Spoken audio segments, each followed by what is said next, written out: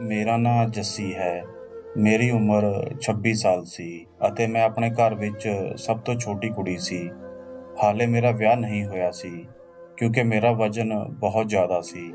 ਜੋ ਕੋਈ ਵੀ ਸਾਡੇ ਘਰ ਰਿਸ਼ਤਾ ਲੈ ਕੇ ਆਉਂਦਾ, ਉਹ ਮੇਰੇ ਮੋਟਾਪੇ ਨੂੰ ਦੇਖ ਕੇ ਵਾਪਸ ਚਲਾ ਜਾਂਦਾ ਸੀ।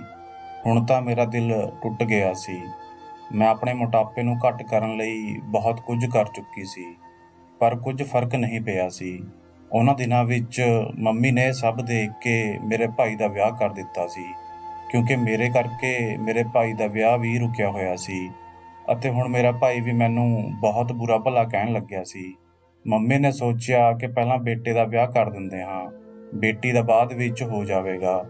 ਬਹੂ ਆਵੇਗੀ ਤਾਂ ਕੋਈ ਨਾ ਕੋਈ ਨਵਾਂ ਰਿਸ਼ਤਾ ਵੀ ਹੱਥ ਆ ਜਾਵੇਗਾ।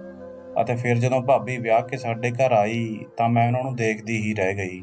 ਭਾਬੀ ਬਹੁਤ ਹੀ ਖੂਬਸੂਰਤ ਗੋਰੀ ਚਿੱਟੀ ਕੁੜੀ ਸੀ। ਜੋ ਵੀ ਉਹਨਾਂ ਨੂੰ ਦੇਖਦਾ ਤਾਂ ਦੇਖਦਾ ਹੀ ਰਹਿ ਜਾਂਦਾ। ਮੈਂ ਬਹੁਤ ਖੁਸ਼ ਹੋਈ ਸੀ, ਪਰ ਮੈਨੂੰ ਕੁਝ ਅਜੀਬ ਵੀ ਲੱਗਿਆ ਸੀ। ਥੋੜੇ ਦਿਨਾਂ ਵਿੱਚ ਹੀ ਮੇਰੀ ਭਾਬੀ ਨਾਲ ਦੋਸਤੀ ਹੋ ਗਈ ਸੀ। ਭਾਬੀ ਮੇਰੇ ਨਾਲ ਗੱਲਬਾਤ ਤਾਂ ਨਹੀਂ ਕਰਦੀ ਸੀ, ਪਰ ਮੈਂ ਉਹਨਾਂ ਤੋਂ ਉਹਨਾਂ ਦੀ ਖੂਬਸੂਰਤੀ ਦਾ ਰਾਜ਼ ਪੁੱਛਣਾ ਚਾਹੁੰਦੀ ਸੀ। ਕੁਝ ਦਿਨਾਂ ਬਾਅਦ ਮੇਰੀ ਭਾਬੀ ਨਾਲ ਬਹੁਤ ਚੰਗੀ ਦੋਸਤੀ ਹੋ ਗਈ। ਭਾਬੀ ਮੈਨੂੰ ਕਹਿਣ ਲੱਗੀ ਕਿ ਤੂੰ ਵੀ ਫਟਾਫਟ ਵਿਆਹ ਕਰਵਾ ਲੈ। ਤਾਂ ਮੈਂ ਭਾਬੀ ਨੂੰ ਪੁੱਛਦੀ ਕਿ ਮੈਂ ਵਿਆਹ ਕਿਵੇਂ ਕਰਵਾ ਲਵਾਂ। ਨਾ ਤਾਂ ਮੇਰੇ ਕੋਲ ਤੁਹਾਡੇ ਵਰਗੀ ਖੂਬਸੂਰਤੀ ਹੈ ਅਤੇ ਨਾ ਹੀ ਮੇਰਾ ਵਜ਼ਨ ਅਜਿਹਾ ਹੈ ਕਿ ਕੋਈ ਨਜ਼ਰ ਚੁੱਕ ਕੇ ਮੇਰੇ ਵੱਲ ਵੇਖੇ। ਤਾਂ ਭਾਬੀ ਕਹਿਣ ਲੱਗੀ, ਇਸ ਵਿੱਚ ਕਿਹੜੀ ਵੱਡੀ ਗੱਲ ਹੈ, ਮੈਂ ਤੇਰਾ ਇਲਾਜ ਕਰਾ ਦਿੰਦੀ ਹਾਂ। ਮੈਂ ਹੈਰਾਨ ਹੋ ਕੇ ਭਾਬੀ ਵੱਲ ਵੇਖਣ ਲੱਗੀ ਕਿ ਭਾਬੀ ਮੇਰਾ ਇਲਾਜ ਕਿਵੇਂ ਕਰੇਗੀ। ਉਹ ਕਹਿਣ ਲੱਗੀ, ਤੂੰ ਤਿਆਰ ਹੋ ਜਾ, ਆਪਾਂ ਡਾਕਟਰ ਦੇ ਕਲੀਨਿਕ 'ਤੇ ਚੱਲਦੇ ਹਾਂ। ਮੈਂ ਬਹੁਤ ਖੁਸ਼ ਹੋ ਗਈ। ਮੈਨੂੰ ਯਕੀਨ ਨਹੀਂ ਆ ਰਿਹਾ ਸੀ। ਅੱਜ ਪਹਿਲੀ ਵਾਰ ਕਿਸੇ ਨੇ ਮੈਨੂੰ ਡਾਕਟਰ ਕੋਲ ਜਾਣ ਲਈ ਕਿਹਾ ਸੀ। ਨਹੀਂ ਤਾਂ ਸਭ ਇਹ ਕਹਿੰਦੇ ਸਨ ਕਿ ਤੂੰ ਰੋਟੀ ਬਹੁਤ ਖਾਂਦੀ ਹੈ, ਘੱਟ ਖਾਇਆ ਕਰ, ਠੀਕ ਹੋ ਜਾਵੇਗੀ। ਭਾਬੀ ਨੇ ਬਾਹਰ ਜਾ ਕੇ ਇੱਕ ਰਿਕਸ਼ੇ ਵਾਲੇ ਨੂੰ ਰੋਕਿਆ ਅਤੇ ਮੈਨੂੰ ਉਸ ਵਿੱਚ ਬੈਠਣ ਨੂੰ ਕਿਹਾ ਅਤੇ ਬੋਲੀ, ਚੱਲ ਮੈਂ ਤੈਨੂੰ ਕਲੀਨਿਕ 'ਤੇ ਲੈ ਕੇ ਚੱਲਦੀ ਹਾਂ। ਮੈਂ ਬਹੁਤ ਖੁਸ਼ੀ-ਖੁਸ਼ੀ ਭਾਬੀ ਨਾਲ ਬੈਠੀ। ਅਸੀਂ ਤਕਰੀਬਨ ਅੱਧੇ ਘੰਟੇ ਬਾਅਦ ਇੱਕ ਕਲੀਨਿਕ 'ਤੇ ਪਹੁੰਚੇ, ਪਰ ਮੈਨੂੰ ਬਹੁਤ ਹੈਰਾਨੀ ਹੋਈ ਕਿਉਂਕਿ ਉਸ ਕਲੀਨਿਕ 'ਤੇ ਕੋਈ ਬੋਰਡ ਵਗੈਰਾ ਨਹੀਂ ਲੱਗਿਆ ਹੋਇਆ ਸੀ ਅਤੇ ਨਾ ਹੀ ਉਸ ਵਿੱਚ ਜ਼ਿਆਦਾ ਲੋਕ ਸਨ। ਬਸ ਮੇਰੇ ਵਰਗੀਆਂ ਕੁਝ ਔਰਤਾਂ ਉੱਥੇ ਬੈਠੀਆਂ ਹੋਈਆਂ ਸਨ ਅਤੇ ਕੁਝ ਔਰਤਾਂ ਦੇ ਚਿਹਰੇ 'ਤੇ ਵੱਡੇ-ਵੱਡੇ ਦਾਗ ਧੱਬੇ ਸਨ। ਉਹਨਾਂ ਨੂੰ ਦੇਖ ਕੇ ਮੈਨੂੰ ਆਪਣੇ ਆਪ ਨੂੰ ਕਾਫੀ ਚੰਗਾ ਲੱਗ ਰਿਹਾ ਸੀ। ਥੋੜ੍ਹੀ ਦੇਰ ਬਾਅਦ ਇੱਕ ਕੁੜੀ ਅੰਦਰ ਆਈ। ਉਹ ਉਹਨਾਂ ਔਰਤਾਂ ਨੂੰ ਦੇਖਣ ਲੱਗੀ ਜੋ ਉਸ ਕਮਰੇ ਵਿੱਚ ਬੈਠੀਆਂ ਹੋਈਆਂ ਸਨ। ਫਿਰ ਉਸ ਦੀ ਨਜ਼ਰ ਮੇਰੇ ਉੱਪਰ ਪਈ ਤਾਂ ਉਸਨੇ ਅਜੀਬ ਜਿਹੇ ਢੰਗ ਨਾਲ ਮੁਸਕਰਾਉਂਦੇ ਹੋਏ ਮੇਰੀ ਭਾਬੀ ਨੂੰ ਇਸ਼ਾਰਾ ਕੀਤਾ। ਭਾਬੀ ਨੇ ਵੀ ਇਸ਼ਾਰਿਆਂ ਵਿੱਚ ਉਸ ਨੂੰ ਕੁਝ ਕਿਹਾ ਅਤੇ ਫਿਰ ਉਹ ਮੈਨੂੰ ਲੈ ਕੇ ਬਾਹਰ ਆ ਗਈ। ਉਹ ਔਰਤ ਮੈਨੂੰ ਦੇਖ ਕੇ ਬਹੁਤ ਖੁਸ਼ ਹੋਈ। ਭਾਬੀ ਨੇ ਮੈਨੂੰ ਕਿਹਾ ਕਿ ਇਹ ਔਰਤ ਜੋ ਵੀ ਸਵਾਲ ਪੁੱਛੇ ਉਸਦਾ ਸਿੱਧਾ-ਸਿੱਧਾ ਜਵਾਬ ਦੇਈਂ, ਫਿਰ ਇਹ ਤੈਨੂੰ ਵੱਡੀ ਡਾਕਟਰਨੀ ਕੋਲ ਲੈ ਕੇ ਜਾਵੇਗੀ। ਇਸ ਨਾਲ ਤੇਰੀ ਪਰੇਸ਼ਾਨੀ ਦੂਰ ਹੋ ਜਾਵੇਗੀ।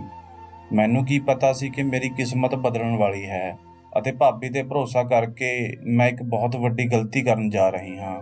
ਉਹ ਕੁੜੀ ਮੈਨੂੰ ਇੱਕ ਕਮਰੇ ਵਿੱਚ ਲੈ ਗਈ। ਉੱਥੇ ਭਾਬੀ ਨਹੀਂ ਸੀ। ਉਹ ਮੈਨੂੰ ਕਹਿਣ ਲੱਗੀ, ਤੇਰੇ ਮੋਟਾਪੇ ਨੂੰ ਮਾਪਣਾ ਪਵੇਗਾ। ਪਤਾ ਕਰਨਾ ਪਵੇਗਾ ਕਿ ਤੇਰੇ ਸਰੀਰ ਵਿੱਚ ਪਾਣੀ ਕਿੰਨਾ ਹੈ ਅਤੇ ਚਰਬੀ ਕਿੰਨੀ ਹੈ। ਤੂੰ ਇਸ ਬੈੱਡ 'ਤੇ ਲੇਟ ਜਾ, ਮੈਂ ਮਸ਼ੀਨ ਲੈ ਕੇ ਆਉਂਦੀ ਹਾਂ। ਮੈਂ ਬਹੁਤ ਹੈਰਾਨ ਹੋਈ, ਪਰ ਭਾਬੀ ਨੇ ਕਿਹਾ ਸੀ ਕਿ ਚੁੱਪਚਾਪ ਉਸ ਔਰਤ ਦੀ ਗੱਲ ਮੰਨ ਲਵੀਂ। ਅਜਿਹਾ ਨਾ ਹੋਵੇ ਕਿ ਬਾਅਦ ਵਿੱਚ ਕੋਈ ਪਰੇਸ਼ਾਨੀ ਹੋਵੇ। ਉਸ ਦੇ ਕਹਿਣ ਮੁਤਾਬਕ ਮੈਂ ਤੁਰੰਤ ਬੈੱਡ 'ਤੇ ਲੇਟ ਗਈ ਅਤੇ ਅੱਖਾਂ ਬੰਦ ਕਰ ਲਈਆਂ। ਉਸ ਤੋਂ ਬਾਅਦ ਮੈਨੂੰ ਨਹੀਂ ਪਤਾ ਕਿ ਕੀ ਹੋਇਆ। ਕੁਝ ਹੀ ਦੇਰ ਹੋਈ ਸੀ ਕਿ ਕਮਰੇ ਵਿੱਚੋਂ ਆਵਾਜ਼ ਜਿਹੀ ਆਉਣ ਲੱਗੀ। ਸ਼ਾਇਦ ਉਹ ਔਰਤ ਕਮਰੇ ਵਿੱਚ ਆਈ ਸੀ। ਬਸ ਫਿਰ ਕੀ ਸੀ, ਮੇਰੀਆਂ ਅੱਖਾਂ 'ਤੇ ਕਿਸੇ ਨੇ ਪੱਟੀ ਬੰਨ੍ਹੀ। ਮੈਨੂੰ ਬਹੁਤ ਡਰ ਲੱਗ ਰਿਹਾ ਸੀ ਕਿਉਂਕਿ ਭਾਬੀ ਵੀ ਮੇਰੇ ਨੇੜੇ ਨਹੀਂ ਸੀ। ਪੱਟੀ ਬੰਨ੍ਹਣ ਤੋਂ ਬਾਅਦ ਮੈਨੂੰ ਕੁਝ ਪਤਾ ਨਹੀਂ ਚੱਲਿਆ। ਫਿਰ ਜਦੋਂ ਮੇਰੀ ਪੱਟੀ ਖੁੱਲ੍ਹੀ ਤਾਂ ਮੈਂ ਬਿਲਕੁਲ ਪਹਿਲਾਂ ਵਰਗੀ ਹੀ ਸੀ। ਮੇਰੇ ਵਿੱਚ ਕੋਈ ਬਦਲਾਅ ਨਹੀਂ ਆਇਆ ਸੀ ਅਤੇ ਇਹ ਕੰਮ ਤਕਰੀਬਨ 5-7 ਮਿੰਟ ਦਾ ਸੀ ਅਤੇ ਫਿਰ ਮੈਨੂੰ ਆਪਣੇ ਪੂਰੇ ਸਰੀਰ ਵਿੱਚ ਜਲਨ ਜਿਹੀ ਮਹਿਸੂਸ ਹੋਣ ਲੱਗੀ। ਮੈਂ ਉਸ ਔਰਤ ਨੂੰ ਪੁੱਛਿਆ ਕਿ ਇਹ ਕੀ ਸੀ, ਤੁਸੀਂ ਮੇਰੇ ਨਾਲ ਕੀ ਕੀਤਾ ਹੈ। ਉਹ ਬੋਲੀ ਕਿ ਮੈਂ ਤੇਰਾ ਅਲਟਰਾਸਾਊਂਡ ਕੀਤਾ ਹੈ। ਇਸ ਵਿੱਚ ਹੈਰਾਨੀ ਵਾਲੀ ਕਿਹੜੀ ਗੱਲ ਹੈ। ਅਲਟਰਾਸਾਊਂਡ ਵਾਲੀ ਗੱਲ ਸੁਣ ਕੇ ਮੈਂ ਹੈਰਾਨ ਹੋ ਗਈ ਕਿਉਂਕਿ ਅਲਟਰਾਸਾਊਂਡ ਤਾਂ ਉਹਨਾਂ ਔਰਤਾਂ ਦਾ ਹੁੰਦਾ ਹੈ ਜਿਨ੍ਹਾਂ ਦੇ ਕੋਈ ਬੱਚਾ ਹੋਣ ਵਾਲਾ ਹੋਵੇ। ਫਿਰ ਅਲਟਰਾਸਾਊਂਡ ਲਈ ਤਾਂ ਪੇਟ 'ਤੇ ਇੱਕ ਖਾਸ ਕਿਸਮ ਦਾ ਪਾਣੀ ਲਗਾਇਆ ਜਾਂਦਾ ਹੈ ਅਤੇ ਉਹ ਮਸ਼ੀਨਾਂ ਵੀ ਦੂਜੀਆਂ ਹੁੰਦੀਆਂ ਹਨ। ਇਸ ਔਰਤ ਨੇ ਤਾਂ ਮੈਨੂੰ ਹੱਥ ਤੱਕ ਨਹੀਂ ਲਗਾਇਆ ਸੀ। ਫਿਰ ਇਹ ਕਿਹੋ ਜਿਹਾ ਅਲਟਰਾਸਾਊਂਡ ਸੀ ਜੋ ਬਿਨਾਂ ਦੇਖੇ ਹੀ ਹੋ ਗਿਆ। ਮੈਨੂੰ ਬਹੁਤ ਅਜੀਬ ਲੱਗ ਰਿਹਾ ਸੀ। ਫਿਰ ਉਹ ਮੈਨੂੰ ਆਪਣੇ ਸਾਹਮਣੇ ਬਿਠਾ ਕੇ ਗੱਲਾਂ ਕਰਨ ਲੱਗੀ। ਉਹ ਬੋਲੀ ਕਿ ਤੈਨੂੰ ਇਹ ਮੋਟਾਪਾ ਕਦੋਂ ਤੋਂ ਹੈ? ਤੂੰ ਕਿੰਨਾ ਖਾਂਦੀ ਹੈ? ਮੇਰੀਆਂ ਸਾਰੀਆਂ ਗੱਲਾਂ ਜੋ ਮੈਂ ਬੋਲ ਰਹੀ ਸੀ ਉਹ ਇੱਕ ਕਾਪੀ 'ਤੇ ਲਿਖਦੀ ਜਾ ਰਹੀ ਸੀ। ਜਦੋਂ ਸਾਰੀ ਪੁੱਛ-ਗਿੱਛ ਪੂਰੀ ਹੋ ਗਈ ਤਾਂ ਉਸਨੇ ਮੈਨੂੰ ਕਿਹਾ ਕਿ ਤੂੰ ਬਾਹਰ ਜਾ ਅਤੇ ਆਪਣੀ ਭਾਬੀ ਨੂੰ ਅੰਦਰ ਭੇਜ। ਮੈਂ ਡਰਦੇ-ਡਰਦੇ ਬਾਹਰ ਚਲੀ ਗਈ। ਮੈਨੂੰ ਤਾਂ ਪਤਾ ਹੀ ਨਹੀਂ ਸੀ ਕਿ ਮੇਰਾ ਵਜ਼ਨ ਘੱਟ ਵੀ ਹੋਵੇਗਾ ਜਾਂ ਨਹੀਂ। ਭਾਬੀ ਨੂੰ ਮੈਂ ਅੰਦਰ ਕਮਰੇ ਵਿੱਚ ਭੇਜ ਦਿੱਤਾ ਅਤੇ ਆਪ ਦਰਵਾਜ਼ੇ ਦੇ ਬਾਹਰ ਖੜੀ ਹੋ ਗਈ ਅਤੇ ਦਰਵਾਜ਼ੇ ਨੂੰ ਕੰਨ ਲਗਾ ਕੇ ਗੱਲਾਂ ਸੁਣਨ ਦੀ ਕੋਸ਼ਿਸ਼ ਕੀਤੀ। ਮੈਨੂੰ ਭਾਬੀ ਅਤੇ ਉਸ ਔਰਤ ਦੀਆਂ ਗੱਲਾਂ ਕਰਨ ਦੀ ਆਵਾਜ਼ ਆਉਣ ਲੱਗੀ। ਅੰਦਰੋਂ ਉਹਨਾਂ ਦੇ ਹੱਸਣ ਦੀ ਆਵਾਜ਼ ਆਈ ਤਾਂ ਮੈਂ ਹੈਰਾਨ ਹੋ ਗਈ ਕਿ ਭਾਬੀ ਦੀ ਉਸ ਔਰਤ ਨਾਲ ਦੋਸਤੀ ਸੀ ਜਾਂ ਉਹ ਉਸਨੂੰ ਪਹਿਲਾਂ ਤੋਂ ਹੀ ਜਾਣਦੀ ਸੀ, ਕਿਉਂਕਿ ਉਹਨਾਂ ਦੇ ਹੱਸਣ ਦੀ ਆਵਾਜ਼ ਬਾਹਰ ਤੱਕ ਆ ਰਹੀ ਸੀ। ਖੈਰ, ਮੈਂ ਤਾਂ ਕੁਝ ਕਰ ਨਹੀਂ ਸਕਦੀ ਸੀ। ਭਾਬੀ ਥੋੜ੍ਹੀ ਦੇਰ ਬਾਅਦ ਕਮਰੇ ਵਿੱਚੋਂ ਬਾਹਰ ਆਈ। ਉਹਨਾਂ ਦੇ ਚਿਹਰੇ 'ਤੇ ਕੋਈ ਹਾਵ-ਭਾਵ ਨਹੀਂ ਸਨ। ਉਹ ਕਹਿਣ ਲੱਗੀ, ਜਲਦੀ ਘਰ ਚੱਲ, ਹੁਣ ਬਹੁਤ ਦੇਰ ਹੋ ਗਈ ਹੈ। ਤੇਰਾ ਭਾਈ ਵੀ ਆਉਣ ਵਾਲਾ ਹੋਵੇਗਾ। ਮੈਨੂੰ ਭਾਬੀ ਦੀ ਇਹ ਹੜਬੜੀ ਸਮਝ ਨਹੀਂ ਆ ਰਹੀ ਸੀ। ਮੈਂ ਭਾਬੀ ਦੇ ਪਿੱਛੇ-ਪਿੱਛੇ ਆ ਗਈ। ਭਾਬੀ ਨੇ ਸੜਕ 'ਤੇ ਜਾ ਕੇ ਇੱਕ ਰਿਕਸ਼ੇ ਵਾਲੇ ਨੂੰ ਰੋਕਿਆ ਅਤੇ ਉਸ ਵਿੱਚ ਬੈਠ ਗਈ। ਸਾਰੇ ਰਸਤੇ ਭਾਬੀ ਨੇ ਮੇਰੇ ਨਾਲ ਕੋਈ ਗੱਲ ਨਹੀਂ ਕੀਤੀ। ਉਹ ਗੁੰਮ-ਸੁੰਮ ਹੀ ਬੈਠੀ ਰਹੀ ਸੀ। ਸ਼ਾਇਦ ਉਹ ਮੇਰੇ ਨਾਲ ਗੱਲ ਕਰਨ ਲਈ ਸ਼ਬਦਾਂ ਨੂੰ ਇਕੱਠਾ ਕਰ ਰਹੀ ਹੋਵੇ। ਅੱਧੇ ਘੰਟੇ ਬਾਅਦ ਅਸੀਂ ਘਰ ਪਹੁੰਚ ਗਏ। ਭਾਬੀ ਨੇ ਰਿਕਸ਼ੇ ਵਾਲੇ ਨੂੰ ਪੈਸੇ ਦਿੱਤੇ ਅਤੇ ਉਸਨੂੰ ਵਾਪਸ ਭੇਜ ਦਿੱਤਾ। ਰਿਕਸ਼ੇ ਵਾਲਾ ਮੈਨੂੰ ਬਹੁਤ ਹੀ ਅਫ਼ਸੋਸ ਭਰੀਆਂ ਨਜ਼ਰਾਂ ਨਾਲ ਦੇਖ ਰਿਹਾ ਸੀ, ਜਿਵੇਂ ਉਸਨੂੰ ਕੁਝ ਪਤਾ ਹੋਵੇ, ਉਹ ਮੈਨੂੰ ਕੁਝ ਦੱਸਣਾ ਚਾਹੁੰਦਾ ਹੋਵੇ। ਉਸਨੇ ਇੱਕ ਵਾਰ ਮੈਨੂੰ ਆਵਾਜ਼ ਵੀ ਮਾਰੀ ਅਤੇ ਕਿਹਾ, "ਇੱਕ ਮਿੰਟ ਰੁਕੋ, ਜ਼ਰਾ ਗੱਲ ਸੁਣਿਓ।" ਫਿਰ ਭਾਬੀ ਨੇ ਉਸਨੂੰ ਝਿੜਕ ਕੇ ਉੱਥੋਂ ਭਜਾ ਦਿੱਤਾ। ਮੈਂ ਬਹੁਤ ਪਰੇਸ਼ਾਨ ਹੋਈ ਸੀ। ਮੇਰਾ ਤਾਂ ਦਿਲ ਕਰ ਰਿਹਾ ਸੀ ਕਿ ਮੈਂ ਭਾਬੀ ਨੂੰ ਸਾਰੀਆਂ ਗੱਲਾਂ ਪੁੱਛ ਲਵਾਂ। ਉਹਨਾਂ ਨੂੰ ਕਹਾਂ ਕਿ ਮੈਂ ਵੀਰ ਜੀ ਨੂੰ ਸਭ ਕੁਝ ਦੱਸ ਦੇਵਾਂਗੀ, ਪਰ ਮੈਂ ਕੀ ਕਰ ਸਕਦੀ ਸੀ? ਮੇਰਾ ਵਜ਼ਨ ਬਹੁਤ ਜ਼ਿਆਦਾ ਸੀ ਅਤੇ ਉਸਦੇ ਲਈ ਭਾਬੀ ਨੂੰ ਹੀ ਮੇਰਾ ਇਲਾਜ ਕਰਵਾਉਣਾ ਸੀ। ਜਿਵੇਂ ਹੀ ਅਸੀਂ ਘਰ ਆਏ, ਭਾਬੀ ਮੇਰੇ ਨਾਲ ਗੱਲ ਕਰਨ ਦੀ ਬਜਾਏ ਸਿੱਧਾ ਆਪਣੇ ਕਮਰੇ ਵਿੱਚ ਚਲੀ ਗਈ। ਮੈਂ ਵੀ ਉਹਨਾਂ ਦੇ ਪਿੱਛੇ-ਪਿੱਛੇ ਚਲੀ ਗਈ ਕਿ ਸ਼ਾਇਦ ਉਹ ਮੈਨੂੰ ਮੇਰੇ ਇਲਾਜ ਦੇ ਬਾਰੇ ਵਿੱਚ ਕੁਝ ਦੱਸੇਗੀ, ਪਰ ਉਹਨਾਂ ਨੇ ਤੁਰੰਤ ਦਰਵਾਜ਼ਾ ਬੰਦ ਕਰ ਲਿਆ ਅਤੇ ਮੈਂ ਬਾਹਰ ਹੀ ਪਾਗਲਾਂ ਦੀ ਤਰ੍ਹਾਂ ਖੜੀ-ਖੜੀ ਦੇਖਣ ਲੱਗੀ। ਮੈਂ ਬਹੁਤ ਦੇਰ ਤੱਕ ਭਾਬੀ ਦਾ ਇੰਤਜ਼ਾਰ ਕੀਤਾ, ਪਰ ਉਹ ਕਮਰੇ ਵਿੱਚੋਂ ਬਾਹਰ ਹੀ ਨਹੀਂ ਨਿਕਲੀ। ਮੇਰੇ ਦਿਮਾਗ ਵਿੱਚ ਤਰ੍ਹਾਂ-ਤਰ੍ਹਾਂ ਦੇ ਖਿਆਲ ਆ ਰਹੇ ਸਨ। ਮੈਂ ਆਪਣੇ ਕਮਰੇ ਵਿੱਚ ਚਲੀ ਗਈ। ਫਿਰ ਮੰਮੀ ਨੇ ਮੈਨੂੰ ਬੁਲਾਇਆ ਅਤੇ ਕਿਹਾ ਕਿ ਤੈਨੂੰ ਤੇਰੀ ਭਾਬੀ ਬੁਲਾ ਰਹੀ ਹੈ। ਮੈਂ ਬਾਹਰ ਗਈ ਤਾਂ ਭਾਬੀ ਬਹੁਤ ਖੁਸ਼ ਲੱਗ ਰਹੀ ਸੀ। ਉਹਨਾਂ ਨੇ ਮੈਨੂੰ ਆਪਣੇ ਪਰਸ ਵਿੱਚੋਂ ਕੁਝ ਪੈਸੇ ਕੱਢ ਕੇ ਦਿੱਤੇ ਅਤੇ ਕਿਹਾ, ਲੈ, ਜੋ ਵੀ ਤੇਰਾ ਦਿਲ ਚਾਹੇ ਖਾ ਲਵੀਂ। ਮੈਂ ਪਰੇਸ਼ਾਨ ਹੋ ਕੇ ਬੋਲੀ, ਭਾਬੀ, ਹੁਣੇ ਤਾਂ ਤੁਸੀਂ ਮੈਨੂੰ ਮੋਟਾਪੇ ਦੇ ਇਲਾਜ ਲਈ ਲੈ ਕੇ ਗਏ ਸੀ ਅਤੇ ਹੁਣ ਖਾਣ ਲਈ ਪੈਸੇ ਦੇ ਰਹੇ ਹੋ। ਇਹ ਕੀ ਗੱਲ ਹੋਈ?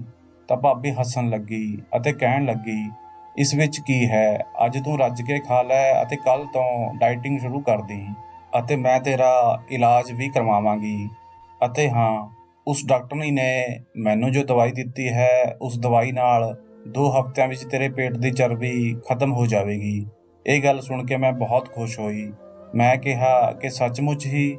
ਮੈਨੂੰ ਤਾਂ ਲੱਗਿਆ ਸੀ ਕਿ ਉਸਨੇ ਤੁਹਾਨੂੰ ਕੋਈ ਖਤਰੇ ਵਾਲੀ ਗੱਲ ਕਹੀ ਹੈ, ਜਿਵੇਂ ਕਿ ਸ਼ਾਇਦ ਮੈਂ ਲਾ-ਇਲਾਜ ਹਾਂ, ਮੇਰਾ ਕੋਈ ਇਲਾਜ ਨਹੀਂ ਹੋ ਸਕਦਾ। ਮੇਰੀ ਗੱਲ ਸੁਣ ਕੇ ਭਾਬੀ ਹੱਸ ਪਏ ਅਤੇ ਫਿਰ ਬੜੀ ਹੀ ਸ਼ੈਤਾਨੀ ਜਿਹੀ ਮੁਸਕਰਾਹਟ ਚਿਹਰੇ 'ਤੇ ਲਿਆ ਕੇ ਬੋਲੀ, ਤੇਰਾ ਇਲਾਜ ਮੁਮਕਿਨ ਹੈ ਮੇਰੀ ਜਾਨ, ਬਸ ਤੈਨੂੰ ਥੋੜ੍ਹਾ ਜਿਹਾ ਸਬਰ ਕਰਨ ਦੀ ਜ਼ਰੂਰਤ ਹੈ। ਭਾਬੀ ਦੇ ਅਜਿਹੇ ਰਿਐਕਸ਼ਨ ਦੇਖ ਕੇ ਮੈਂ ਡਰ ਗਈ, ਪਰ ਫਿਰ ਚੁੱਪ ਹੋ ਗਈ। ਇਸ ਹੱਲੇ-ਗੁੱਲੇ ਵਿੱਚ ਪਤਾ ਹੀ ਨਹੀਂ ਲੱਗਿਆ ਕਦੋਂ ਮੇਰਾ ਵੱਡਾ ਭਾਈ ਵੀ ਘਰ ਆ ਗਿਆ। ਮੈਂ ਅਤੇ ਮੇਰੇ ਭਾਈ ਨੇ ਬਹੁਤ ਮਜ਼ਾ ਕੀਤਾ। ਅਸੀਂ ਬਾਹਰ ਤੋਂ ਖਾਣਾ ਮੰਗਵਾਇਆ ਅਤੇ ਖਾ ਲਿਆ, ਪਰ ਮੈਂ ਆਪਣੀ ਦਵਾਈ ਦੇ ਬਾਰੇ ਵਿੱਚ ਭੁੱਲ ਗਈ। ਫਿਰ ਭਾਬੀ ਸਾਰੇ ਕੰਮ ਨਿਪਟਾ ਕੇ ਮੇਰੇ ਕਮਰੇ ਵਿੱਚ ਆਈ। ਉਹਨਾਂ ਦੇ ਹੱਥ ਵਿੱਚ ਛੋਟੀ ਜਿਹੀ ਬੋਤਲ ਸੀ। ਉਹ ਮੇਰੇ ਵੱਲ ਵੇਖਦੇ ਹੋਏ ਬੋਲੀ, ਇਹ ਉਹੀ ਦਵਾਈ ਹੈ ਜੋ ਉਸ ਡਾਕਟਰਨੀ ਨੇ ਮੈਨੂੰ ਦਿੱਤੀ ਹੈ। ਮੈਂ ਕਿਹਾ, ਭਾਬੀ, ਇਸ ਨਾਲ ਕੀ ਹੋਵੇਗਾ? ਇਹ ਤਾਂ ਬਹੁਤ ਥੋੜ੍ਹੀ ਜਿਹੀ ਦਵਾਈ ਹੈ। ਭਾਬੀ ਕਹਿਣ ਲੱਗੀ, ਇਹ ਬਹੁਤ ਅਸਰ ਕਰਨ ਵਾਲੀ ਦਵਾਈ ਹੈ। ਉਹਨਾਂ ਨੇ ਬੋਤਲ ਮੈਨੂੰ ਦਿਖਾਈ। ਉਸ ਦੇ ਵਿੱਚ ਇੱਕ ਖਾਸ ਕਿਸਮ ਦਾ ਤੇਲ ਸੀ ਭਾਬੀ ਨੇ ਕਿਹਾ ਰਾਤ ਨੂੰ ਇਸ ਤੇਲ ਨੂੰ ਨਾਭੀ ਵਿੱਚ ਪਾ ਕੇ ਸੋ ਜਾਣਾ ਹੈ ਅਤੇ ਜਦੋਂ ਮੈਂ ਸਵੇਰੇ ਉੱਠਾਂਗੀ ਤਾਂ ਮੇਰਾ ਵਜ਼ਨ ਘੱਟ ਹੋਣ ਲਈ ਮੇਰੇ ਸਰੀਰ ਵਿੱਚ ਬਹੁਤ ਸਾਰੇ ਬਦਲਾਅ ਆਉਣੇ ਸ਼ੁਰੂ ਹੋ ਜਾਣਗੇ। ਭਾਬੀ ਦੀ ਗੱਲ ਸੁਣ ਕੇ ਮੈਂ ਬਹੁਤ ਖੁਸ਼ ਹੋਈ। ਉਹਨਾਂ ਨੇ ਕਿਹਾ ਇਹ ਦਵਾਈ ਬਹੁਤ ਮਹਿੰਗੀ ਹੈ। ਮੈਂ ਤੇਰੇ ਲਈ 10,000 ਰੁਪਏ ਦੀ ਲਈ ਹੈ, ਇਸ ਲਈ ਇਸ ਨੂੰ ਬਹੁਤ ਧਿਆਨ ਨਾਲ ਵਰਤੀ। ਇਸ ਦੀ ਇੱਕ ਇੱਕ ਬੂੰਦ ਨਾਭੀ ਵਿੱਚ ਪਾਉਂਦੀ ਰਹੀਂ। ਇਸ ਨਾਲ ਤੈਨੂੰ ਬਹੁਤ ਜ਼ਿਆਦਾ ਮਦਦ ਮਿਲੇਗੀ। ਫਿਰ ਅਚਾਨਕ ਭਾਬੀ ਨੂੰ ਕੁਝ ਯਾਦ ਆਇਆ। ਉਹ ਕਹਿਣ ਲੱਗੀ ਇਸ ਦਵਾਈ ਨੂੰ ਪਾ ਕੇ ਤੂੰ ਆਪਣੇ ਕਮਰੇ ਵਿੱਚ ਹੀ ਰਹੀਂ, ਇੱਧਰ ਉੱਧਰ ਨਾ ਜਾਈਂ, ਇਸ ਨਾਲ ਨੀਂਦ ਬਹੁਤ ਆਉਂਦੀ ਹੈ। ਮੈਂ ਕਿਹਾ ਠੀਕ ਹੈ, ਮੈਂ ਕਿਤੇ ਨਹੀਂ ਜਾਵਾਂਗੀ, ਤੁਸੀਂ ਫਿਕਰ ਨਾ ਕਰੋ। ਫਿਰ ਭਾਬੀ ਮੇਰੇ ਕਮਰੇ ਵਿੱਚੋਂ ਚਲੀ ਗਈ ਅਤੇ ਮੈਂ ਉਸ ਸ਼ੀਸ਼ੀ ਨੂੰ ਦੇਖਣ ਲੱਗੀ ਜੋ ਬਹੁਤ ਹੀ ਛੋਟੀ ਜਿਹੀ ਸੀ। ਅਜਿਹਾ ਲੱਗਦਾ ਸੀ ਜਿਵੇਂ ਇਸ ਵਿੱਚ ਤੇਲ ਨਹੀਂ ਬਲਕਿ ਜ਼ਹਿਰ ਦੀਆਂ ਬੂੰਦਾਂ ਹੋਣ। ਮੈਂ ਉਸ ਨੂੰ ਖੋਲ੍ਹਿਆ ਤਾਂ ਇੱਕ ਅਜੀਬ ਜਿਹੀ ਬਦਬੂ ਆਈ। ਖੈਰ ਮੈਂ ਦਰਵਾਜ਼ਾ ਬੰਦ ਕਰ ਲਿਆ ਅਤੇ ਉਸ ਤੇਲ ਨੂੰ ਆਪਣੀ ਨਾਭੀ ਵਿੱਚ ਪਾਉਣ ਤੋਂ ਬਾਅਦ ਮੈਂ ਸੌਂ ਗਈ। ਮੈਨੂੰ ਉਸ ਰਾਤ ਬਹੁਤ ਗੂੜ੍ਹੀ ਨੀਂਦ ਆਈ ਸੀ। ਮੈਂ ਬਹੁਤ ਦੇਰ ਤੱਕ ਸੌਂਦੀ ਰਹੀ, ਜਿਵੇਂ ਕੋਈ ਬੇਹੋਸ਼ ਆਦਮੀ ਸੌਂਦਾ ਹੈ। ਸਵੇਰ ਦੇ ਤਕਰੀਬਨ 10 ਵਜੇ ਮੰਮੀ ਨੇ ਮੇਰਾ ਦਰਵਾਜ਼ਾ ਜ਼ੋਰ-ਜ਼ੋਰ ਨਾਲ ਖੜਕਾਇਆ। ਮੰਮੀ ਦੀ ਆਵਾਜ਼ ਸੁਣ ਕੇ ਮੈਂ ਬਹੁਤ ਡਰ ਗਈ, ਕਿਉਂਕਿ ਅਜਿਹਾ ਪਹਿਲਾਂ ਕਦੇ ਨਹੀਂ ਹੋਇਆ ਸੀ। ਉੱਠਦੇ ਹੀ ਮੇਰੀ ਨਜ਼ਰ ਘੜੀ 'ਤੇ ਪਈ ਤਾਂ ਮੈਂ ਹੈਰਾਨ ਰਹਿ ਗਈ। ਸਵੇਰ ਦੇ 10 ਵੱਜ ਰਹੇ ਸਨ। ਅੱਜ ਤੱਕ ਕਦੇ ਵੀ ਮੈਂ ਇੰਨੀ ਦੇਰ ਤੱਕ ਨਹੀਂ ਸੋਈ ਸੀ। ਮੈਂ ਜਿਵੇਂ ਹੀ ਦਰਵਾਜ਼ਾ ਖੋਲ੍ਹਿਆ ਤਾਂ ਮੰਮੀ ਮੈਨੂੰ ਦੇਖ ਕੇ ਕਹਿਣ ਲੱਗੀ, ਬੇਟੀ ਕੀ ਹੋਇਆ, ਤੂੰ ਅੱਜ ਤੱਕ ਕਦੇ ਇੰਨੀ ਦੇਰ ਤੱਕ ਨਹੀਂ ਸੋਈ, ਅੱਜ ਅਜਿਹੀ ਕੀ ਗੱਲ ਹੋ ਗਈ। ਮੰਮੀ ਦੀ ਗੱਲ ਸੁਣ ਕੇ ਮੈਂ ਆਪਣੇ ਆਪ ਨੂੰ ਦੇਖਣ ਲੱਗੀ। ਮੇਰੇ ਸਰੀਰ ਵਿੱਚੋਂ ਅਜੀਬ ਜਿਹੀ ਬਦਬੂ ਆ ਰਹੀ ਸੀ। ਇੰਝ ਲੱਗ ਰਿਹਾ ਸੀ ਜਿਵੇਂ ਮੈਂ ਕਿਸੇ ਗੰਦੇ ਚਿੱਕੜ ਵਿੱਚੋਂ ਆਈ ਹਾਂ। ਮੇਰੇ ਕੱਪੜਿਆਂ ਵਿੱਚੋਂ ਵੀ ਬਹੁਤ ਗੰਦੀ ਬਦਬੂ ਆ ਰਹੀ ਸੀ, ਜਿਸ ਨੂੰ ਸੁੰਘਿਆ ਵੀ ਨਹੀਂ ਜਾ ਰਿਹਾ ਸੀ। ਮੈਂ ਨਾਸ਼ਤਾ ਕਰਨ ਤੋਂ ਪਹਿਲਾਂ ਨਹਾਉਣ ਲਈ ਆਪਣੇ ਕਮਰੇ ਵਿੱਚ ਚਲੀ ਗਈ। ਨਹਾਉਣ ਤੋਂ ਬਾਅਦ ਮੈਂ ਆਪਣੇ ਆਪ ਨੂੰ ਤਰੋ-ਤਾਜ਼ਾ ਮਹਿਸੂਸ ਕੀਤਾ। ਜਦੋਂ ਮੈਂ ਨਾਸ਼ਤਾ ਕਰਨ ਗਈ ਤਾਂ ਭਾਬੀ ਵੀ ਮੇਰੇ ਨਾਲ ਬੈਠੀ ਮੈਨੂੰ ਦੇਖ ਕੇ ਬਹੁਤ ਖੁਸ਼ ਹੋ ਰਹੀ ਸੀ। ਉਹ ਕਹਿਣ ਲੱਗੀ ਤੈਨੂੰ ਰਾਤ ਨੂੰ ਨੀਂਦ ਕਿਹੋ ਜਿਹੀ ਆਈ। ਮੰਮੀ ਕੋਲ ਬੈਠੀ ਸੀ, ਇਸ ਲਈ ਮੈਂ ਭਾਬੀ ਨੂੰ ਇਹ ਵੀ ਨਹੀਂ ਕਹਿ ਸਕਦੀ ਸੀ ਕਿ ਰਾਤ ਨੂੰ ਬਹੁਤ ਨੀਂਦ ਆਈ, ਬਲਕਿ ਨਸ਼ੇ ਵਾਲੀ ਨੀਂਦ ਆਈ। ਨਹੀਂ ਤਾਂ ਮੰਮੀ ਮੈਨੂੰ ਇਸ ਗੱਲ 'ਤੇ ਝਿੜਕਦੀ ਅਤੇ ਕਹਿੰਦੀ ਤੂੰ ਆਪਣੀ ਭਾਬੀ ਨਾਲ ਇਕੱਲੀ ਕਲੀਨਿਕ ਕਿਉਂ ਗਈ ਸੀ। ਇਸ ਲਈ ਮੈਂ ਚੁੱਪ ਹੀ ਰਹੀ। ਥੋੜ੍ਹੀ ਦੇਰ ਬਾਅਦ ਭਾਬੀ ਨੇ ਆਪ ਹੀ ਮੈਨੂੰ ਆਪਣੇ ਕਮਰੇ ਵਿੱਚ ਆਉਣ ਦਾ ਇਸ਼ਾਰਾ ਕੀਤਾ। ਮੈਂ ਜਿਵੇਂ ਹੀ ਭਾਬੀ ਦੇ ਕਮਰੇ ਵਿੱਚ ਗਈ ਤਾਂ ਉਹ ਬੋਲੀ ਕਿ ਦੇਖ ਜੱਸੀ, ਵਜ਼ਨ ਇੱਕਦਮ ਘੱਟ ਨਹੀਂ ਹੁੰਦਾ, ਤੈਨੂੰ ਕੁਝ ਮਹੀਨੇ ਮਿਹਨਤ ਕਰਨੀ ਪਵੇਗੀ। ਇਸ ਤੇਲ ਨੂੰ ਲਗਾਤਾਰ ਤੈਨੂੰ ਇਸਤੇਮਾਲ ਕਰਨਾ ਪਵੇਗਾ। ਪਰ ਉਸ ਤੋਂ ਪਹਿਲਾਂ ਮੈਂ ਇੱਕ ਜਗ੍ਹਾ ਹੋਰ ਤੇਰਾ ਟੈਸਟ ਕਰਵਾਉਣਾ ਚਾਹੁੰਦੀ ਹਾਂ। ਉਸ ਤੋਂ ਬਾਅਦ ਹੋਰ ਜ਼ਿਆਦਾ ਵਧੀਆ ਪਤਾ ਚੱਲੇਗਾ ਕਿ ਤੈਨੂੰ ਕਿਹੜੀ ਦਵਾਈ ਦੀ ਜ਼ਰੂਰਤ ਹੈ। ਤੈਨੂੰ ਤਾਂ ਪਤਾ ਹੀ ਹੈ ਤੇਰਾ ਮੋਟਾਪਾ ਖਤਰਨਾਕ ਹੱਦ ਤੱਕ ਵੱਧ ਚੁੱਕਿਆ ਹੈ। ਹੁਣ ਜੇਕਰ ਤੂੰ ਕਿਸੇ ਨਾਲ ਵਿਆਹ ਕਰੇਂਗੀ ਤਾਂ ਉਹ ਤੈਨੂੰ ਆਪਣੀ ਮਾਂ ਦੇ ਬਰਾਬਰ ਸਮਝੇਗਾ, ਕਿਉਂਕਿ ਤੇਰਾ ਵਜ਼ਨ 50 ਸਾਲ ਦੀਆਂ ਔਰਤਾਂ ਤੋਂ ਵੀ ਜ਼ਿਆਦਾ ਹੈ। ਇਹ ਗੱਲ ਸੁਣ ਕੇ ਮੈਂ ਡਰ ਗਈ। ਮੈਂ ਕਿਹਾ ਭਾਬੀ ਤੁਹਾਨੂੰ ਜੋ ਵੀ ਟੈਸਟ ਕਰਵਾਉਣਾ ਹੈ ਕਰਵਾ ਲਓ, ਮੈਂ ਤੁਹਾਡੇ ਨਾਲ ਚੱਲਣ ਲਈ ਤਿਆਰ ਹਾਂ, ਪਰ ਰੱਬ ਦੇ ਵਾਸਤੇ ਮੇਰਾ ਮੋਟਾਪਾ ਘਟਾਉਣ ਦਾ ਕੋਈ ਇੰਤਜ਼ਾਮ ਕਰੋ। ਭਾਬੀ ਨੇ ਵੀ ਡਾਕਟਰੀ ਦਾ ਕੋਰਸ ਕੀਤਾ ਸੀ, ਇਸ ਲਈ ਮੈਨੂੰ ਉਹਨਾਂ 'ਤੇ ਬਹੁਤ ਭਰੋਸਾ ਸੀ। ਭਾਬੀ ਨੇ ਕਿਹਾ ਕਿ ਅੱਜ ਸ਼ਾਮ ਨੂੰ ਚੱਲਾਂਗੇ, ਸ਼ਾਮ ਨੂੰ ਤਿਆਰ ਰਹੀਂ। ਭਾਬੀ ਨੇ ਫਿਰ ਉਸੇ ਤਰ੍ਹਾਂ ਇੱਕ ਰਿਕਸ਼ੇ ਵਾਲੇ ਨੂੰ ਬੁਲਾਇਆ। ਉਹ ਮੈਨੂੰ ਲੈ ਕੇ ਉਸੇ ਕਲੀਨਿਕ ਵਿੱਚ ਚਲੀ ਗਈ। ਮੈਨੂੰ ਇਸ ਬਾਰੇ ਸਭ ਕੁਝ ਪਤਾ ਸੀ, ਕਿਉਂਕਿ ਅਸੀਂ ਪਹਿਲਾਂ ਵੀ ਇੱਥੇ ਆ ਚੁੱਕੇ ਸੀ।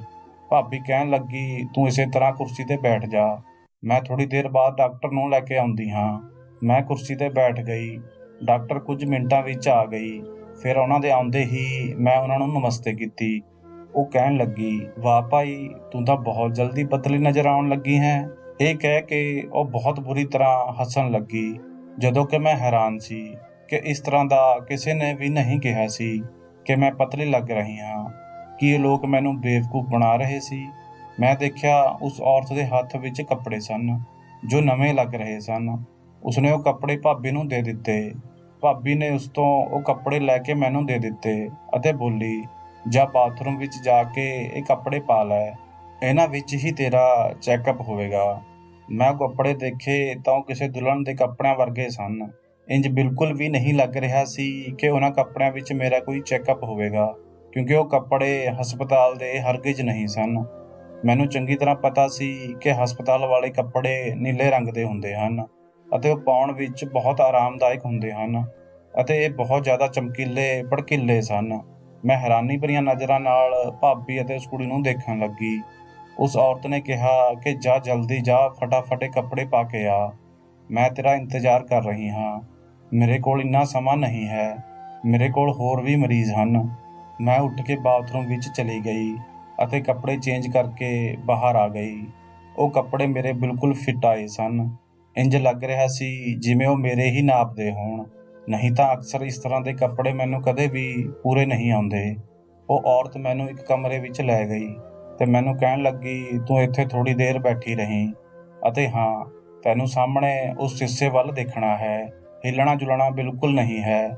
ਮੈਂ ਉਸ ਔਰਤ ਦੇ ਕਹਿਣ ਮੁਤਾਬਕ ਮੈਂ ਉਸ ਸ਼ੀਸ਼ੇ ਵੱਲ ਦੇਖਣ ਲੱਗੀ। ਮੇਰੇ ਸਾਹਮਣੇ ਸ਼ੀਸ਼ਾ ਰੱਖਿਆ ਹੋਇਆ ਸੀ। ਇੱਥੇ ਬੈਠੇ ਬੈਠੇ ਮੈਨੂੰ ਬਹੁਤ ਦੇਰ ਹੋ ਗਈ ਸੀ।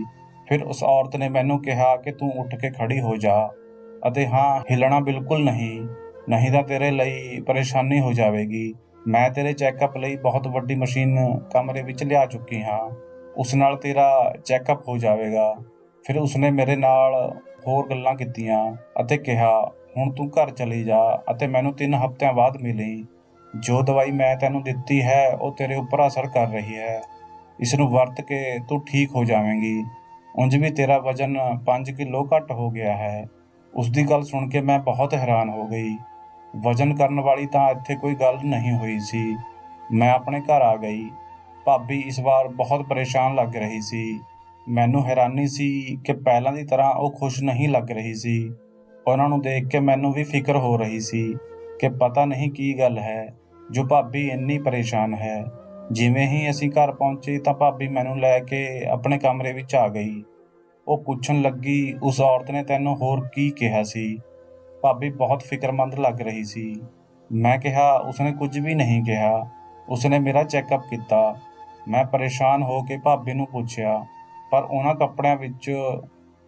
ਕੱਪੜਿਆਂ ਵਿੱਚ ਚੈੱਕਅਪ ਕੌਣ ਕਰਦਾ ਹੈ? ਭਾਬੀ ਬੋਲੀ, ਤੂੰ ਇਸ ਗੱਲ ਦੀ ਫਿਕਰ ਨਾ ਕਰ, ਬਸ ਤੇਰਾ ਰਿਸ਼ਤਾ ਜਲਦੀ ਹੀ ਹੋ ਜਾਵੇਗਾ। ਤੂੰ ਸੱਚਮੁੱਚ ਹੀ ਪਤਲੀ ਲੱਗ ਰਹੀ ਹੈ। ਭਾਬੀ ਨੇ ਵੀ ਖੁਸ਼ ਹੋ ਕੇ ਕਿਹਾ ਤਾਂ ਮੈਂ ਚੁੱਪ ਹੋ ਗਈ। ਮੈਨੂੰ ਲੱਗਿਆ ਸ਼ਾਇਦ ਸਭ ਕਹਿ ਰਹੇ ਹਨ ਤਾਂ ਹੋ ਸਕਦਾ ਹੈ ਕਿ ਮੈਂ ਸੱਚਮੁੱਚ ਹੀ ਪਤਲੀ ਲੱਗ ਰਹੀ ਹੋਵਾਂ, ਪਰ ਮੈਂ ਤਾਂ ਆਪਣੇ ਆਪ ਨੂੰ ਪਹਿਲਾਂ ਤੋਂ ਵੀ ਜ਼ਿਆਦਾ ਮੋਟੀ ਅਤੇ ਭੱਦੀ ਲੱਗਣ ਲੱਗੀ ਸੀ। ਭਾਬੀ ਨੇ ਮੈਨੂੰ ਦੱਸਿਆ ਕਿ ਹੁਣ ਮੈਂ ਤੇਰੇ ਲਈ ਰਿਸ਼ਤਾ ਲਿਆਵਾਂਗੀ, ਤੂੰ ਫਿਕਰ ਨਾ ਕਰ। ਭਾਬੀ ਦੀ ਗੱਲ ਸੁਣ ਕੇ ਮੈਂ ਬਹੁਤ ਖੁਸ਼ ਹੋ ਗਈ, ਪਰ ਘਰ ਵਿੱਚ ਕਿਸੇ ਨੇ ਵੀ ਮੇਰੇ ਵਜ਼ਨ ਬਾਰੇ ਅਜਿਹੀ ਕੋਈ ਗੱਲ ਨਹੀਂ ਕੀਤੀ ਸੀ। 2 ਦਿਨ ਬਾਅਦ ਭਾਬੀ ਨੇ ਮੈਨੂੰ ਕਿਹਾ ਕਿ ਮੈਂ ਤੇਰੇ ਲਈ ਇੱਕ ਰਿਸ਼ਤਾ ਦੇਖਿਆ ਹੈ, ਜੇਕਰ ਤੈਨੂੰ ਪਸੰਦ ਆਵੇ ਤਾਂ ਦੱਸ ਦੇਈਂ। ਉਹ ਸਾਡੇ ਘਰ ਆ ਗਏ। ਇੰਜ ਲੱਗ ਰਿਹਾ ਸੀ ਜਿਵੇਂ ਤਕਰੀਬਨ ਪੂਰਾ ਘਰ ਹੀ ਉੱਠ ਕੇ ਆ ਗਿਆ ਹੋਵੇ। ਭਾਬੀ ਨੇ ਉਹਨਾਂ ਨੂੰ ਇਹ ਦੱਸਿਆ ਕਿ ਮੇਰੀ ਨਣਦ ਦਾ ਰਿਸ਼ਤਾ ਹਲੇ ਤੱਕ ਨਹੀਂ ਹੋਇਆ ਹੈ, ਪਰ ਉਹਨਾਂ ਨੂੰ ਦੇਖ ਕੇ ਇੰਜ ਲੱਗ ਰਿਹਾ ਸੀ ਜਿਵੇਂ ਉਹ ਮੈਨੂੰ ਪਹਿਲਾਂ ਹੀ ਜਾਣਦੇ ਹੋਣ। ਉਹਨਾਂ ਵਿੱਚੋਂ ਇੱਕ ਔਰਤ ਨੇ ਕਿਹਾ, ਇਹ ਤਾਂ ਉਹੀ ਕੁੜੀ ਹੈ। ਫਿਰ ਉਹ ਉਸ ਕੁੜੀ ਨੂੰ ਕੁਝ ਦਿਖਾਉਣ ਲੱਗੀ ਅਤੇ ਬੋਲੀ, ਇਹ ਤਾਂ ਉਹੀ ਹੈ, ਇਸ ਦਾ ਮੋਟਾਪਾ ਤਾਂ ਦੇਖ। ਨਹੀਂ, ਇਹ ਤਾਂ ਬਹੁਤ ਮੋਟੀ ਹੈ ਭਾਈ। ਸਾਡੇ ਖਾਨਦਾਨ ਵਿੱਚ ਤਾਂ ਪਹਿਲਾਂ ਹੀ ਅਜਿਹੀ ਕੁੜੀਆਂ ਦਾ ਮਜ਼ਾਕ ਬਣਦਾ ਹੈ। ਚਲੋ ਇੱਥੋਂ। ਉਹਨਾਂ ਨੇ ਤਾਂ ਮੇਰੇ ਮੂੰਹ 'ਤੇ ਹੀ ਇਹ ਕਹਿ ਦਿੱਤਾ ਸੀ ਕਿ ਮੈਂ ਮੋਟੀ ਲੱਗਦੀ ਹਾਂ ਅਤੇ ਉਹ ਅਜਿਹੀਆਂ ਕੁੜੀਆਂ ਨਾਲ ਰਿਸ਼ਤਾ ਨਹੀਂ ਕਰਦੇ। ਮੇਰਾ ਦਿਲ ਟੁੱਟ ਗਿਆ, ਪਰ ਮੈਂ ਚੁੱਪ ਰਹੀ। ਉਂਝ ਵੀ ਭਾਬੀ ਨੇ ਕਿਹਾ ਸੀ ਕਿ ਜੇਕਰ ਮੇਰਾ ਰਿਸ਼ਤਾ ਉਹਨਾਂ ਲੋਕਾਂ ਨਾਲ ਨਾ ਹੋਇਆ ਤਾਂ ਉਹ ਖੁਦ ਆਪਣੇ ਭਾਈ ਨਾਲ ਮੇਰਾ ਵਿਆਹ ਕਰਵਾਏਗੀ। ਉਹਨਾਂ ਦੇ ਜਾਣ ਤੋਂ ਬਾਅਦ ਭਾਬੀ ਮੈਨੂੰ ਤਸੱਲੀ ਦੇਣ ਲੱਗੀ, ਤੂੰ ਫਿਕਰ ਨਾ ਕਰ, ਇਹ ਆਖਰੀ ਲੋਕ ਸਨ ਜਿਨ੍ਹਾਂ 'ਤੇ ਮੈਂ ਭਰੋਸਾ ਕੀਤਾ। ਮੈਂ ਆਪਣੇ ਭਾਈ ਨਾਲ ਸਾਰੀ ਗੱਲ ਕਰ ਲਈ ਹੈ। ਹੁਣ ਜੇਕਰ ਉਹ ਤੇਰੇ ਨਾਲ ਵਿਆਹ ਕਰੇਗਾ ਤਾਂ ਤੇਰੀ ਜ਼ਿੰਦਗੀ ਬਣ ਜਾਵੇਗੀ। ਬਸ ਤੂੰ ਐਕਸਰਸਾਈਜ਼ ਵੀ ਕਰਿਆ ਕਰ। ਮੇਰਾ ਭਾਈ ਵੀ ਤੈਨੂੰ ਡਾਕਟਰ ਕੋਲ ਲੈ ਕੇ ਜਾਵੇਗਾ। ਇਸ ਨਾਲ ਤੂੰ ਠੀਕ ਹੋ ਜਾਵੇਂਗੀ। ਮੈਂ ਰੱਬ ਦਾ ਧੰਨਵਾਦ ਕੀਤਾ। ਕੁਝ ਹੀ ਦਿਨਾਂ ਵਿੱਚ ਭਾਬੀ ਦਾ ਭਾਈ ਮੇਰੇ ਲਈ ਰਿਸ਼ਤਾ ਲੈ ਕੇ ਆ ਗਿਆ। ਉਹਨਾਂ ਨੇ ਮੈਨੂੰ ਦੇਖਿਆ ਵੀ ਨਹੀਂ ਅਤੇ ਵਿਆਹ ਦੀ ਤਾਰੀਖ ਰੱਖ ਦਿੱਤੀ। ਮੈਂ ਬਹੁਤ ਖੁਸ਼ ਸੀ। ਆਖਿਰ ਭਾਬੀ ਦਾ ਪਲਾਨ ਕੰਮ ਕਰ ਗਿਆ ਸੀ, ਪਰ ਭਾਬੀ ਨੇ ਮੈਨੂੰ ਸਖਤੀ ਨਾਲ ਮਨਾ ਕਰ ਦਿੱਤਾ ਕਿ ਮੈਂ ਅੱਗੇ ਤੋਂ ਦਵਾਈ ਨਾ ਵਰਤਾਂ, ਕਿਉਂਕਿ ਉਸ ਨਾਲ ਮੈਨੂੰ ਬਹੁਤ ਨੀਂਦ ਆਉਂਦੀ ਹੈ, ਮੇਰੀ ਬੇਹੋਸ਼ੀ ਵਰਗੀ ਹਾਲਤ ਹੁੰਦੀ ਹੈ। ਮੈਂ ਭਾਬੀ ਦੀ ਗੱਲ ਸਮਝ ਗਈ ਸੀ। ਮੈਂ ਉਹ ਦਵਾਈ ਛੱਡ ਦਿੱਤੀ। ਮੇਰੇ ਲਈ ਜ਼ਿੰਦਗੀ ਬਹੁਤ ਆਸਾਨ ਹੋ ਗਈ ਸੀ। ਮੇਰਾ ਪਤੀ ਮੈਨੂੰ ਦੇਖਦੇ ਹੀ ਮੇਰੇ 'ਤੇ ਫਿਦਾ ਹੋ ਗਿਆ। ਉਹ ਕਹਿਣ ਲੱਗਿਆ, ਤੂੰ ਮੈਨੂੰ ਬਹੁਤ ਚੰਗੀ ਲੱਗਦੀ ਹੈ, ਤੂੰ ਬਹੁਤ ਸੋਹਣੀ ਹੈ। ਮੈਂ ਤਾਂ ਸਿਰਫ ਆਪਣੀ ਭੈਣ ਲਈ ਤੇਰੇ ਨਾਲ ਵਿਆਹ ਕੀਤਾ ਹੈ, ਆਪਣੀ ਭੈਣ ਦਾ ਘਰ ਬਚਾਉਣ ਲਈ, ਨਹੀਂ ਤਾਂ ਇਹ ਸੋਚ ਕੇ ਕਿ ਤੇਰਾ ਵਜ਼ਨ ਜ਼ਿਆਦਾ ਹੈ। ਤੇਰੇ ਵਰਗੀ ਔਰਤ ਨਾਲ ਸ਼ਾਇਦ ਮੈਂ ਕਦੇ ਵੀ ਵਿਆਹ ਨਾ ਕਰਦਾ, ਪਰ ਮੈਂ ਤੇਰੀ ਅਸਲ ਖੂਬਸੂਰਤੀ ਅੱਜ ਦੇਖੀ ਹੈ। ਮੈਂ ਪੁੱਛਿਆ, ਆਪਣੀ ਭੈਣ ਦਾ ਘਰ ਬਚਾਉਣ ਲਈ ਇਸ ਦਾ ਕੀ ਮਤਲਬ ਹੈ? ਤਾਂ ਉਹ ਕਹਿਣ ਲੱਗਿਆ, ਮੈਂ ਤੈਨੂੰ ਇਹ ਗੱਲ ਨਹੀਂ ਦੱਸ ਸਕਦਾ। ਮੇਰੀ ਭੈਣ ਨੇ ਮੈਨੂੰ ਕਸਮ ਦਿੱਤੀ ਹੈ, ਨਹੀਂ ਤਾਂ ਉਹ ਮੇਰੇ ਨਾਲ ਨਾਰਾਜ਼ ਹੋ ਜਾਵੇਗੀ। ਮੈਂ ਆਪਣੇ ਪਤੀ ਦੇ ਮੂੰਹ ਤੋਂ ਇਹ ਗੱਲ ਬੜੀ ਮੁਸ਼ਕਿਲ ਨਾਲ ਕਢਵਾਈ ਅਤੇ ਇਹ ਗੱਲ ਸੁਣ ਕੇ ਮੇਰੇ ਰੌਂਗਟੇ ਖੜ੍ਹੇ ਹੋ ਗਏ। ਉਹ ਕਹਿਣ ਲੱਗਾ, ਮੇਰੀ ਭੈਣ ਤੇਰੇ ਮੋਟਾਪੇ ਦਾ ਇਲਾਜ ਨਹੀਂ ਕਰਵਾ ਰਹੀ ਸੀ। ਦਰਅਸਲ ਉਹ ਤੈਨੂੰ ਇਸਤੇਮਾਲ ਕਰਕੇ ਪੈਸੇ ਕਮਾਉਣਾ ਚਾਹੁੰਦੀ ਸੀ।